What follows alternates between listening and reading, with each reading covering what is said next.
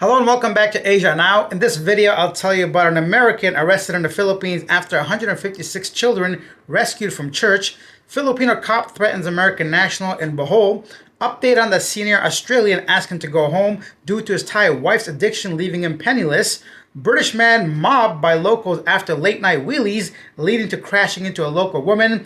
And stick around till the end of the video. I'll show you what might be the dumbest criminal ever caught on tape. Here's our main story. Authorities in Mexico, Pampanga, rescued 156 children from the New Life Baptist Church of Mexico, Pampanga, Inc., and arrested its head, American pastor Jeremy Ferguson, for alleged violation of child protection laws. The DSW and police found unsafe and unsanitary living conditions, including overcrowded rooms and poor facilities. The church also faces accusations of fund mismanagement and failure to meet legal standards. The children are now in safe custody and multiple legal cases are being filed. Many people in the comment section were quick to point out some very not unethical, but crimes against children of other nature when it comes to exploitation and all that stuff, but there's no actual evidence of this or in the report or anything like that. Let's see what is actually proven in court, because a lot of times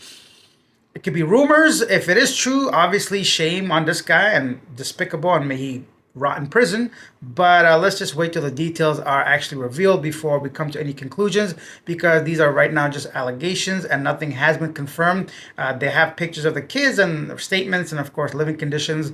That is undisputed, but if it is true, he cannot be the only one involved. I mean, I'm sure there's a lot of other people, including staff and other helpers and people that would have known about this if this is actually true. If you know anything more about this situation, I know a lot of people do live in that area in Pampanga, so if you guys know a bit more, share your details and thoughts down below. More Americans involved here in the Philippines. Bohol police officer faces charges after market confrontation with foreigner. In Bohol, Philippines, Police Corporal Marcelo Siloy Oler is under investigation after an American national alleged that the officer, reportedly under the influence, threatened and assaulted him near a public market. The incident, witnessed by bystanders, also involved the foreigner's wife, who was holding their baby. Authorities have confiscated Oler's firearms and pursuing both administrative and criminal case.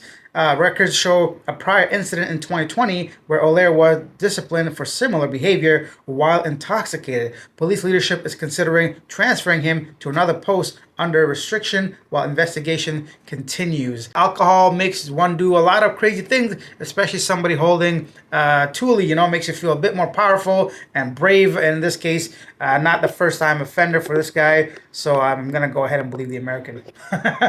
What is it? When it comes to authority, power tripping, and police officers, very believable, especially when there's bystanders and a history of this guy threatening people when he's intoxicated. Next up, an update on that Australian man without her leg, that his wife spent all the money from the house sale and everything because she was addicted to substances. In Udon Thani, Thailand, authorities assisted 75-year-old Australian Marcus in returning home after family troubles linked to his Thai wife's drug addiction. Despite his reluctance to leave, fearing for his wife who had just completed rehab, embassy officials persuaded him, citing risks of relapse. Villagers bid him an emotional farewell, and officials arranged his travel to Bangkok for his flight to Australia. Local authorities will send his wife and several drug-addicted relatives to rehab. I'm not gonna lie, I felt a little sad reading this. Him just still wanting to be there for his wife. It's really unfortunate. There's really nothing else I can say about the story. I'm glad he's going home, and I hope his wife actually gets the help that she needs and hopefully fully recovers. More foreigners facing trouble in Thailand. A British man performing wheelies on a Pattaya road in Thailand last night, August 14th, collided with a Thai woman's motorcycle, leaving the victim in critical condition. Witnesses report that the angry bystanders assaulted the foreign motorcyclist following the crash.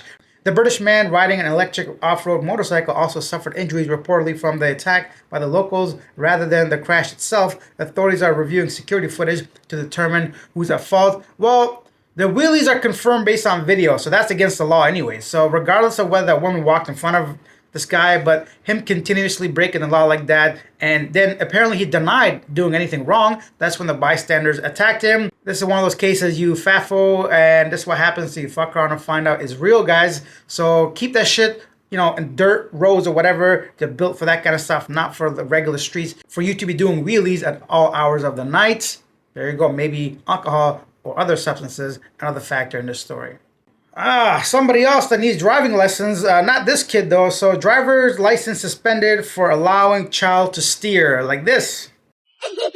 Ayan o. O, babalik ka mo ni Bella. Balik mo ni Bella. Balik mo ni Bella. Pag ganun, pag ganun. Uy! O, kanan, kanan, kanan, kanan, kanan, kanan. Kanan, kanan, dito. Dito, kanan.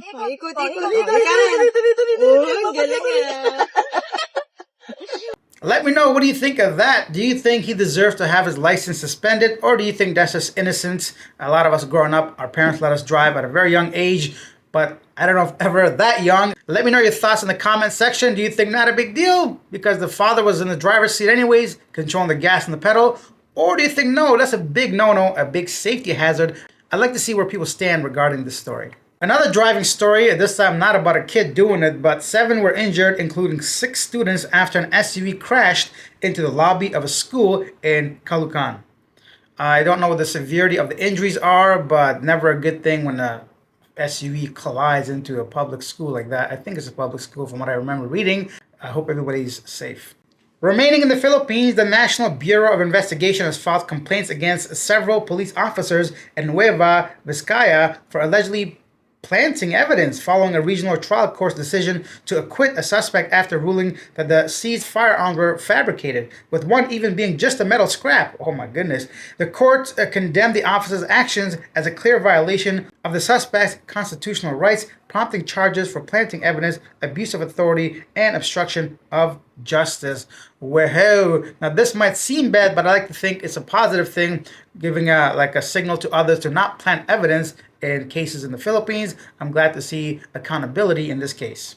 Speaking of accountability, the Ombudsman of the Philippines dismissed multiple officials from Sabayan, Bohol, and the Department of Environment and Natural Resources for allowing Captain's Peak Resort to build inside the protected Chocolate Hills, a UNESCO World Heritage Site and national treasure, without proper permits. The resort, which went viral online, allegedly lacked environmental clearances because permits and building approvals from the 2020 to 2024, causing damage to the area's natural landscape. Despite a notice of violation, authorities failed to act. 3 Sagbayan officials lost their posts, benefits, and eligibility for public service, while other DENR and local board members were also dismissed or suspended. The case sparked calls for stricter rules to protect the Chocolate Hills from similar developments. This is a follow-up on the story last year. Very obvious, bro. What do you think is going to happen? People are going to notice. You can't be building a resort right in the middle of the Chocolate Hills. But just a suspension and removing you from posts and not having benefits, hey, I mean, I don't know. Maybe there's more to follow. But I think perhaps they got off a little light because you don't know what kind of money they got in order to issue those permits. And might be a good trade-off because a lot of these positions are not well paid. So, man, my guy be like, yeah, I'm going to go ahead and do some farkery on the side to get a little bit of more money.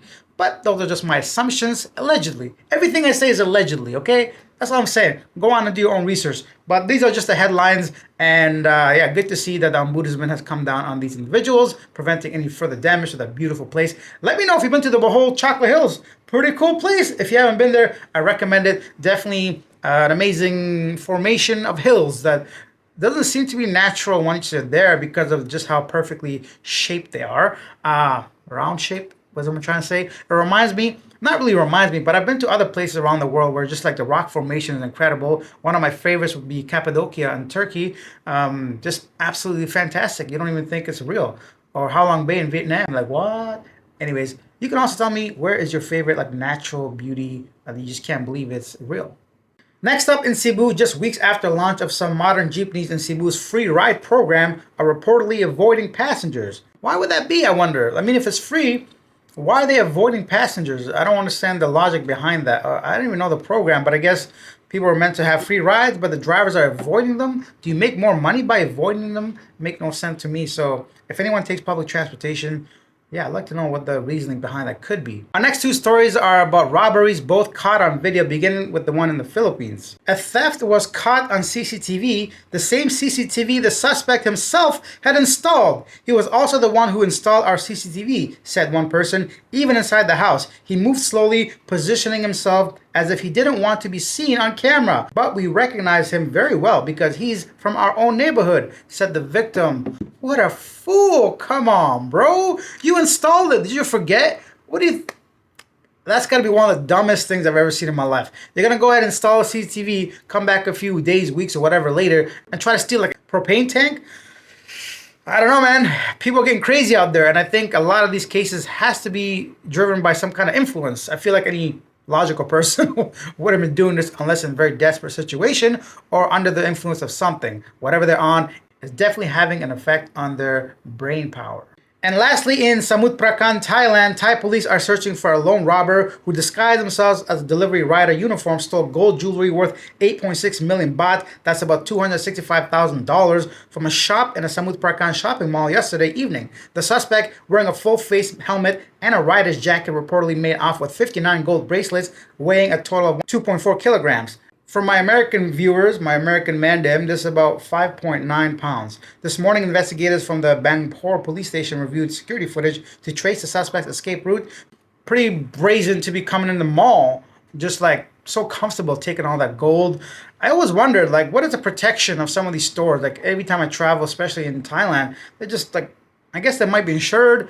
It's not like the Philippines where they got armed guards everywhere. It's just like 2 ladies or 3 ladies inside. Anybody who wants it can go and thief it, like this case. Now it's time for our segment Yesterday Today, where I read some of the most popular comments regarding our previous video. I'm looking at myself, kind of handsome, I'm not gonna lie. What going in? Toby Jones says, never buy anything in public market in the Philippines as a foreigner. Always let your Filipina go to the market, etc.